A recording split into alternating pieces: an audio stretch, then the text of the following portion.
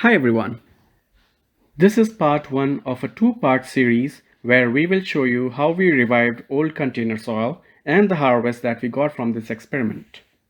The concept is that the plants consume all the nutrients from the potting mix, and after an year, there are no significant nutrients left.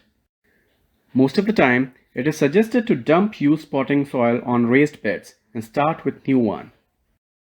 But with inflation so high, it is not cost effective to keep doing this. Which is why we performed this experiment and are excited to share the results with you. Please note, if the plants from previous year had severe diseases, we would just use new potting mix. But if no such issue occurred, we would reuse the potting soil. So, in first part, let us show you how we revived old used potting mix. In part 2, we will show the results. We have these 4 containers from last year in which we grew few different plants. Earlier this year in March, we prepared these containers to grow 3 crops in succession during this year. So, to revive old potting soil, we mixed 1 part old potting mix to 1 part new compost.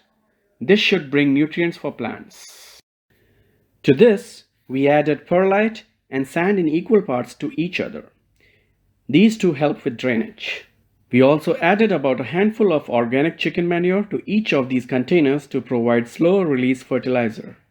Then we thoroughly mixed it all, filled it back in the containers and started planting.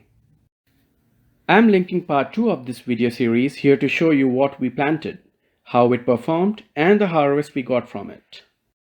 So please head over there and check it out.